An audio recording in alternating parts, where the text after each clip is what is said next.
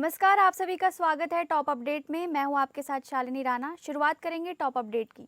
बिहार में आज एनडीए की नई सरकार के गठन को लेकर सबसे निर्णायक दिन है। आज कई बड़े फैसले लिए जाने हैं। मुख्यमंत्री पद पर नीतीश कुमार के नाम पर औपचारिक मुहर लग जाएगी। इसके साथ ही ये भी साफ होगा कि डिप्टी सीएम कौन होंगे, मंत्रिमंडल में किसे जगह मिलेगी, पावर शेयरिंग का फॉर्मूला क्या रहेगा, किस महायोगी दल को कितने मंत्री मिलेंगे और मंत्रालयों का बंटवारा किस तरह होगा। विधानसभा अध्यक्ष पद से लेकर पूरी सत्ता की तस्वीर आज स्पष्ट हो सकती है। पूरे राज्य की नजर आज पटना की इस बैठक पर टिकी हुई है।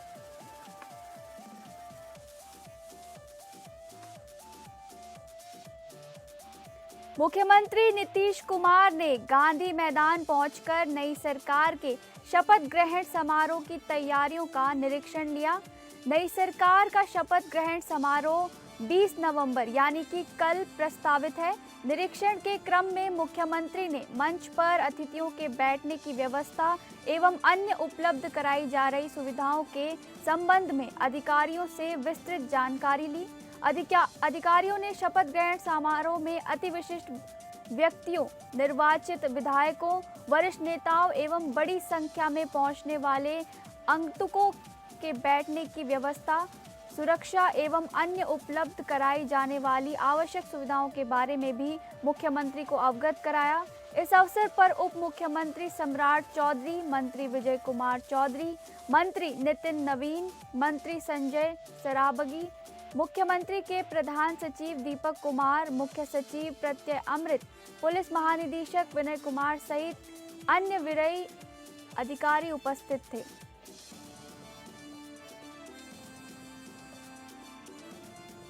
झारखंड के राज्यपाल संतोष कुमार गंगवार ने विधानसभा के चतुर्थ स्तर को आहूत कर दिया है। ये स्तर 5 दिसंबर से शुरू होकर 11 दिसंबर तक चलेगा। मंत्रिपरिषद की बैठक में औपबंधिक कार्यक्रम को मंजूरी मिलने के बाद विधानसभा सचिवालय ने विस्तृत स्केड्यूल जारी कर दिया है। कुल 5 कार्य दिवस निर्धारित हैं, जिसमें जनहित मुद्दों पर प्रकाश डाला जाएगा। द्वितीय अनुपूरक बजट और विधेयकों पर चर्चा शामिल होगी। विधायक जनहित से जुड़े प्रश्न विधानसभा में दर्ज करा सकेंगे। स्तर में 4 दिन निर्धारित हैं, जो सदन के नियमित कामकाज का महत्वपूर्ण हिस्सा होगा। विधानसभा अध्यक्ष रविंद्र नाथ महतो ने स्तर होने की सूचना सभी सदस्यों, मंत्रियों और संबंधित अधिकारियों को भेज दी है।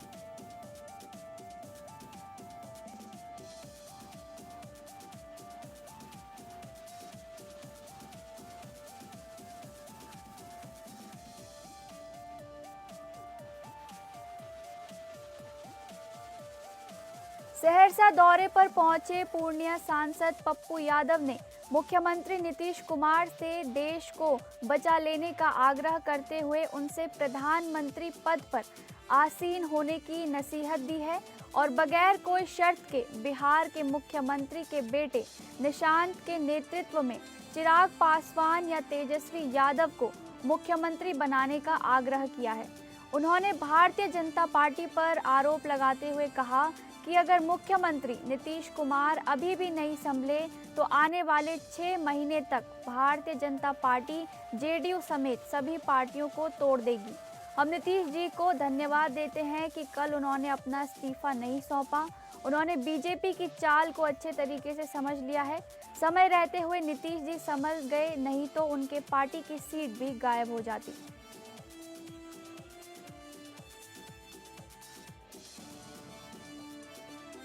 जनसुराज पार्टी के सूत्रधार प्रशांत किशोर ने पाटलिपुत्र स्थित कैंप कार्यालय में महत्वपूर्ण प्रेस कॉन्फ्रेंस को संबोधित किया।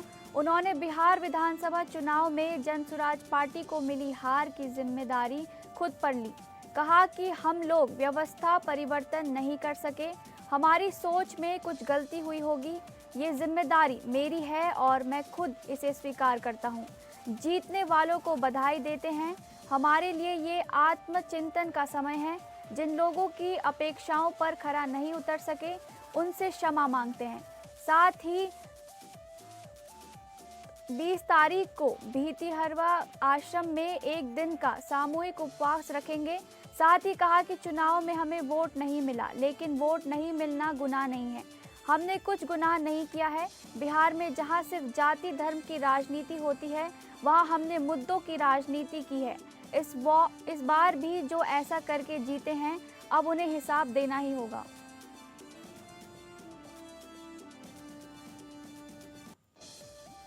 मुख्यमंत्री पुष्कर सिंह धामी आज आईएसबीटी पहुंचे और औचक निरीक्षक कर सफाई व्यवस्था और यात्रियों को दी जा रही सुविधाओं का जनता से फीडबैक लिया। सफाई रखना हम सबका कर्तव्य है और इसे अपने व्यवहार में भी शामिल करना चाहिए। औचक निरीक्षण के दौरान सीएम धामी ने दुकानदार, बस में बैठे यात्री और पार्क में बैठे लोगों से भी वहां मिल रही सुविधाओं का फीडबैक लिया।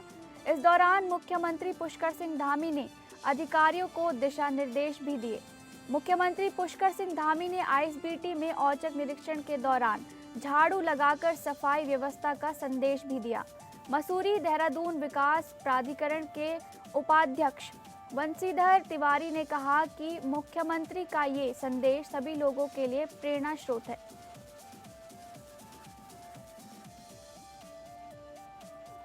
उत्तराखंड के मुख्यमंत्री पुष्कर सिंह धामी ने राज्य के हर ब्लॉक में आध्यात्मिक गांव विकसित करने के निर्देश दिए हैं। इसके लिए पायलट प्रोजेक्ट के रूप में गांवों का चयन किया जाएगा, जहां योग, आयुर्वेद और ध्यान केंद्रों का विस्तार किया जाएगा। ये पहल प्रधानमंत्री नरेंद्र मोदी के उस सुझाव पर आधारित है जिसमें उन्होंने उत्तराखंड को आध्यात्मिक राजधानी के रूप में विकसित करने की बात कही थी। इन गांवों में योग और आयुर्वेद के केंद्र स्थापित किए जाएंगे, जो स्थानीय लोगों और पर्यटकों को स्वास्थ्य लाभ प्रदान करेंगे। ध्यान केंद्रों का निर्माण किया जाएगा, जो मानसिक शांति और आध्यात्मिक विकास के लिए उपयुक्त होंगे। इन गांवों के विकास से स्थानीय अर्थव्यवस्था को भी बढ़ावा मिलेगा, जिससे लोगों को रोजगार के नए अवसर प्राप्त होंगे।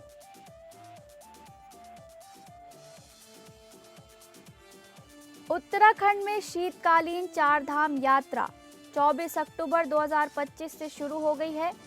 पर्यटन और धर्मस्व मंत्री सतपाल महाराज ने कहा कि शीतकालीन यात्रा को लेकर हमारी विभाग तैयारी में लगा हुआ है। उत्तराखंड में अलग अलग स्थानों पर मंदिरों में शीतकालीन पूजा की जाती है। शीतकालीन यात्रा को लेकर मुख्यमंत्री ने भी निर्देश दिए हैं, जिसके अनुसार संबंधित विभाग काम कर रहे हैं।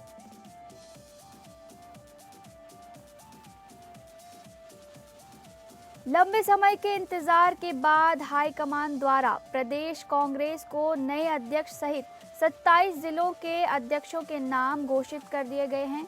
वहीं बीते रविवार प्रदेश कांग्रेस मुख्यालय में पदभार ग्रहण समारोह के बीच हरीश रावत का एक बयान सामने आया है, जिसमें हरीश रावत ने नई संरचना को पंचमुखी रुद्राक्ष व पंच पांडवों की संज्ञा दी है। इस बयान के बाद राजनीतिक सरगर्मियां तेज होती नजर आ रही हैं। वहीं भाजपा प्रदेश वक्ता हनी पाठक ने हरीश रावत के बयान के साथ पूरी कांग्रेस पार्टी पर निशाना साधते हुए कहा है कि हरीश रावत स्वयं ऊपर से नीचे तक विष से ग्रसित है। उनका इस तरीके से अपने कार्यकर्ताओं को विष से दूर रहने की बात करना साफ तौर पर ये इशारा कर रहा है कि विष से भरे हुए हरीश रावत से अब कार्यकर्ताओं को दूर रहना चाहिए, क्योंकि गुटबाजी, कटाक्ष करना, लोगों के कार्य में मट्टा डालने का काम जो अब तक हरीश रावत करते आए हैं, उस सबसे सजग रहने की हिदायत उन्होंने खुद अपने कार्यकर्ताओं को दी है, जिससे कि कांग्रेस पार्टी में थोड़ी जान आ जाए। पाठक ने कहा कि हरीश रावत द्वारा अपनी उम्र के अनुसार अपने कार्यकर्ताओं को निश्चित तौर पर एक कदम सटीक हिदायत दी गई है। साथ ही उनका इशारा अपनी ही ओर था कि उनसे सारे कार्यकर्ताओं को दूर रहने की आवश्यकता है।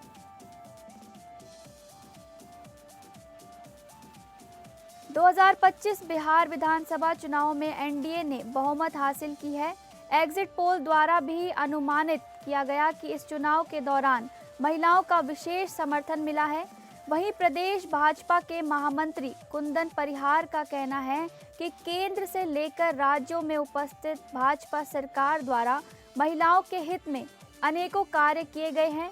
साथ ही उनके अनेकों लाभकारी योजनाओं का निर्माण भी किया गया है। महिलाओं का अटूट विश्वास भारतीय जनता पार्टी से जुड़ा हुआ है, जिसके कारण उत्तराखंड के बीते विधानसभा चुनाव में व हाल ही में हुए बिहार विधानसभा चुनाव में महिला वोटरों ने विजय बनाकर अपने विश्वास को दर्शाया है। परिहार ने बताया कि निश्चित ही बिहार की तर्ज पर आगामी 2027 के प्रदेश विधानसभा चुनाव में भी यही विश्वास देखने को मिलेगा और भाजपा पुनः विजय प्राप्त करेगी। रायपुर बस्तर में नक्सलवाद के ताबूत पर आखिरी कील ठोक दी गई है। आतंक के पर्याय खूंखार नक्सली हिडमा और उसकी पत्नी राजे को सुरक्षा बलों ने मार गिराया है। उसकी पत्नी राजे को भी ढेर कर दिया है। सुकमा जिले में आंध्र प्रदेश और छत्तीसगढ़ की सीमा पर मुठभेड़ में हिडमा और उसकी पत्नी राजे समेत कुल 6 नक्सली मारे गए हैं।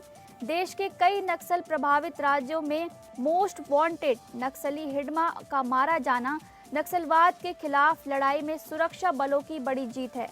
अब माना जा रहा है कि केंद्रीय गृह मंत्री अमित शाह द्वारा दी गई डेडलाइन 31 मार्च 2026 से पहले ही नक्सलवाद का समूल नाश हो जाएगा। छत्तीसगढ़ और आंध्र प्रदेश की सीमा से अब तक की सबसे बड़ी खबर सामने आई है। सुरक्षा बलों के मुठभेड़ में खूंखार नक्सली माडवी हिडमा मारा गया है। हिडमा के साथ उसकी पत्नी राजका उर्फ राजे भी मारी गई है। इस मुठभेड़ के बाद 6 नक्सलियों के शव बरामद किए जा चुके हैं। आंध्र प्रदेश के ग्रेहाउंड जवानों का सर्चिंग ऑपरेशन क्षेत्र में जारी है। 43 वर्षीय कुख्यात नक्सली कमांडर मांडवी हिडमा 26 घातक हमलों के लिए जिम्मेदार था। 2013 दरबा घाटी में हुए नरसंहार और 2027 सुकमा हमले में वह शामिल रहा है। मांडवी हिडमा लंबे समय से सुरक्षा बलों के रेडार पर था।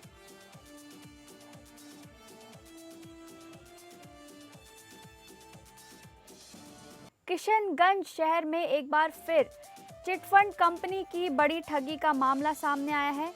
शहर के हलीम चौक पावर ग्रिड के ठीक सामने मोहम्मद जसीम के मकान में शुभारंभ चिटफंड कंपनी द्वारा कार्यालय बनाया गया था, जहां सैकड़ों गरीब महिलाओं से लोन दिलाने के नाम पर 40 से 50 हजार रुपए तक स्कैनर के माध्यम से जमा करवाए गए, जिसका प्रमाण कई लोगों के मोबाइल में है। और जब मोटी रकम जमा हो गई तो अचानक कार्यालय बंद कर फरार हो गए चिटफंड कंपनी के कर्मी। और जब आज मंगलवार सुबह जब पीड़ित महिलाएं और उनके परिजन पैसे वापस लेने या लोन की किस्त जमा करने पहुंचे तो ऑफिस पर ताला लटका मिला।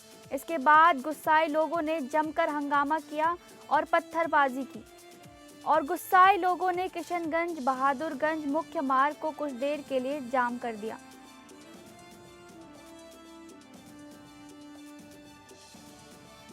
बिहार एसटीएफ के नारकोटिक्स सेल ने मुजफ्फरपुर में एक बड़ी सफलता हासिल करते हुए भारी मात्रा में अवैध मादक पदार्थ हेरोइन के साथ 2 तस्करों को गिरफ्तार किया है। सिटी एसपी कोटा किरण कुमार ने बताया कि गुप्त सूचना के आधार पर एसडीपीओ टाउन 2 विनीता सिन्हा के नेतृत्व में अहियापुर थाना पुलिस के द्वारा की गई इस कार्रवाई में कुल 1016 ग्राम हेरोइन और 2 मोबाइल फोन बरामद किए गए हैं। एसटीएफ के द्वारा सूचना मिली कि 2 मादक पदार्थ तस्कर मुजफ्फरपुर रेलवे स्टेशन से अहियापुर थाना क्षेत्र के बैरिया बस स्टैंड की ओर बड़ी मात्रा में हेरोइन लेकर जा रहे हैं।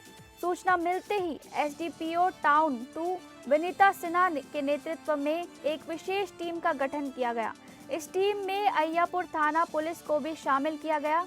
टीम ने त्वरित कार्रवाई करते हुए बैरिया बस स्टैंड के पास दोनों तस्करों को दबोच लिया। जिले में धड़ल्ले से चल रहा बालू का अवैध खनन। बालू माफिया बिना विभागीय अनुमति के कर रहा लाल सोने की लूट। विभागीय भ्रष्टाचार का गठजोड़ करा रहा अवैध बालू का अवैध खनन। एनजीटी और खनिज विभाग को धता बताकर दिन रात की जा रही थी बालू की खुली लूट। खंगरा मौजा के गाटा संख्या 279 में निजी भूमि पर गरज रही मशीनें। बनवाड़ी थाना क्षेत्र के खंगरा मौजे पर भारी भरकम मशीनों से अवैध खनन को अंजाम दे रहा खनन माफिया। बोकारो के सेक्टर 4 थाना अंतर्गत पौष इलाका कहे जाने वाले सेक्टर 4 में आग की घटना ने मचाई तबाही। सड़क किनारे लगे आधा दर्जन दुकानें जलकर खाक हो गई। आग इतनी भयावह थी कि देखते ही देखते दुकानें धू धू कर जलने लगी, जिसकी लपट दूर दूर तक दिखाई देने लगी।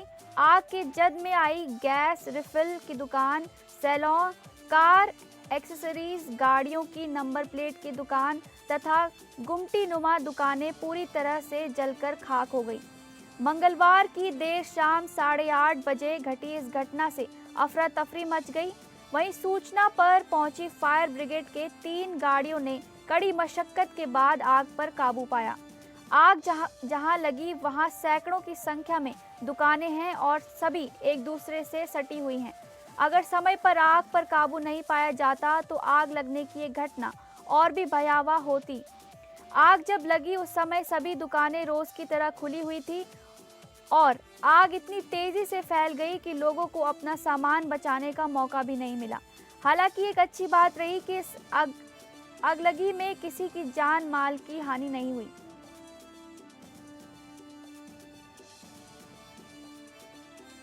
गोड्डा मुफस्सिल थाना पुलिस ने सोमवार की देर रात बड़ी कार्रवाई करते हुए लूटपाट और डकैती की योजना बना रहे अपराधियों के गिरोह को दबोच लिया। पुलिस ने मौके से 5 अपराधियों को 2 देसी कट्टा और जिंदा गोलियों के साथ गिरफ्तार किया है। हेडक्वार्टर डीएसपी जेपीएन चौधरी ने प्रेस कॉन्फ्रेंस कर मामले का खुलासा करते हुए बताया कि पुलिस को गुप्त सूचना मिली थी कि कुछ युवक किसी बड़ी वारदात को अंजाम देने की फिराक में हैं। टीम ने त्वरित कार्रवाई करते हुए युवक धर दबोचा। डीएसपी के अनुसार सभी गिरफ्तार आरोपी लूट की योजना बनाने के दौरान ही पुलिस के रेडार पर आ गए थे और उसी समय उन्हें हथियारों सहित दबोच लिया गया।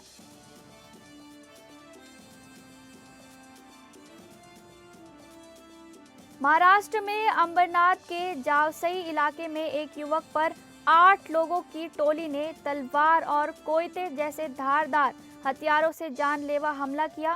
पीड़ित सुधीर ओम प्रकाश सिंह फुल्लेनगर वाड़ी में अपने परिवार के साथ रहते हैं और उनका इलाके में एक तबेला है। हमले के पीछे कोई आपसी रंजिश बताई जा रही है। सुधीर अपनी गाड़ी की टूटी हुई वेल्डिंग का काम कराने के लिए घर के पास ही दुकान पर गए थे।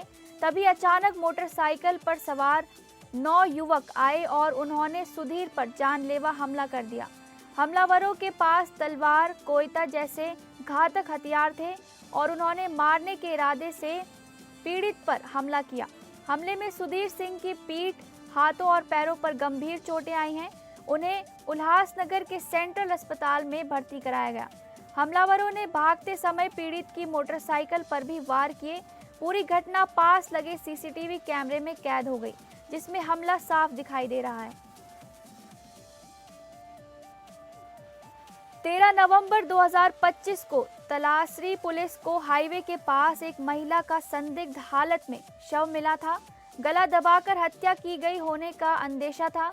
मामला गंभीर होने पर पुलिस ने जांच तेज की और मृतका की पहचान अफसाना हसरतुल खान, जिनकी उम्र 25 वर्ष बताई जा रही है, के रूप में हुई। आगे की जांच में पता चला कि उसकी हत्या उसी के पति सकीर अली मंसूरी, जिनकी उम्र 43 वर्ष बताई जा रही है, उन्होंने की है।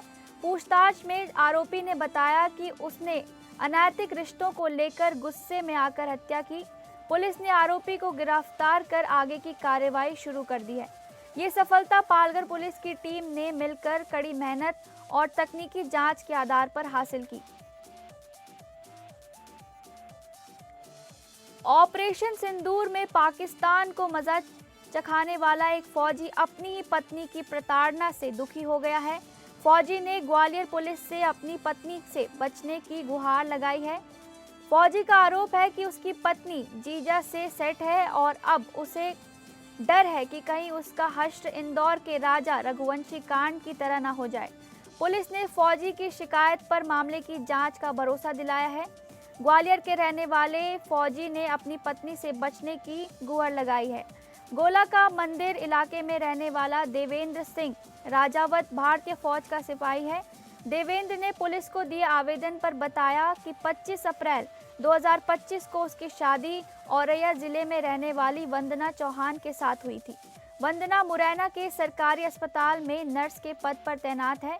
फौजी का आरोप है कि उसकी पत्नी वंदना ने जायदाद और प्रॉपर्टी हड़पने की नीयत से प्लॉट तरीके से उससे शादी की है। फौजी का आरोप है कि 25 अप्रैल को शादी के बाद वंदना ने सुहागरात के पहले उससे प्रॉपर्टी आदि के बारे में पूछताछ की। जब उसने बताया कि सारी संपत्ति मां के नाम है तो वो नाराज हो गई।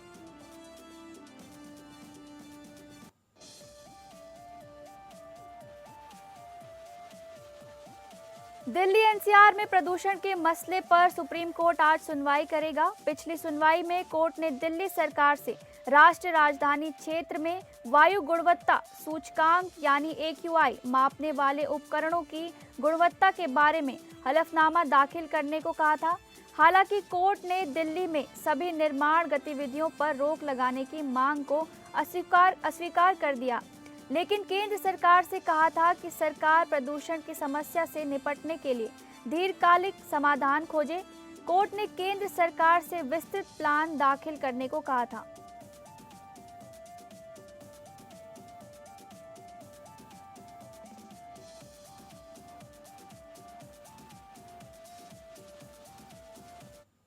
फिलहाल टॉप अपडेट में बस इतना ही। नमस्कार।